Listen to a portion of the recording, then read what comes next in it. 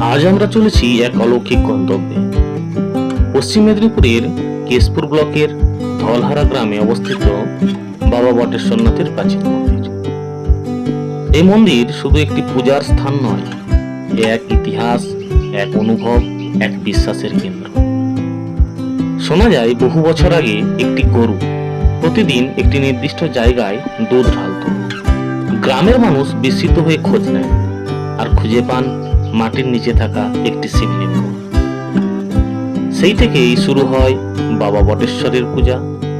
স্থানীয়রা বিশ্বাস করেন এই শিবলিঙ্গ স্বয়ম্ভূ, অর্থাৎ নিজের থেকেই উদ্ভূত। এখানে পূজা দিলে মানত পূর্ণ হয়, রোগ মুক্তি হয়, জীবনে আসে শান্তি।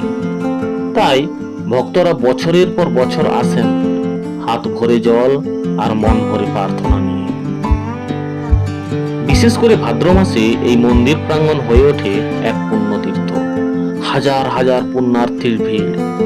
পশ্চিম মেদিনীপুর, খড়গপুর, ঘাটাল সহ বহু এলাকা থেকে ভক্তরা কাঁধে করে জল আর বাদ্যযন্ত্র বাজিয়ে হেঁটে আসেন বহু দূর দূরান্ত থেকে। তাদের কাঁধে কলসি আর মনে বিশ্বাস, জল ঢেলে শিবের মাথায় আশীর্বাদ চেয়ে নেওয়া। শুধু শিবরাত্রি নয় বা ভাদ্র মাস নয়, চৈত্র সংক্রান্তিতেও জমে ওঠে ধলহারার মেলা। লোকসংস্কৃতি, নাট্য, বক্স প্রতিযোগিতা, এই যেন ধর্ম আর উৎসবের এক মেলবন্ধন। এই সময় মন্দির প্রাঙ্গণ মুখর হয়ে ওঠে আনন্দে। এই মন্দিরের পরিবেশ শান্ত, পবিত্র আর অন্তর্দৃষ্টি জানা।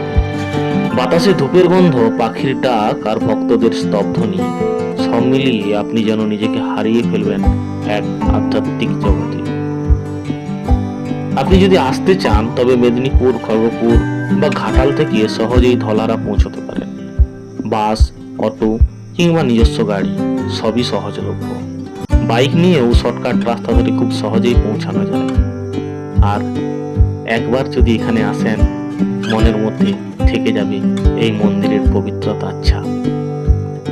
বাবা বটেশ্বর মন্দির এ এক অনুভব, এক অভিজ্ঞতা যা শব্দে বোঝানো খুবই কঠিন। ভিডিওটি ভালো লাগলে লাইক দিন, বন্ধুদের সাথে শেয়ার করুন আর আমাদের চ্যানেলটিকে সাবস্ক্রাইব করতে ভুলবেন না এমন আরো বাংলার গর্ব জানতে। ধন্যবাদ, ভালো থাকবেন।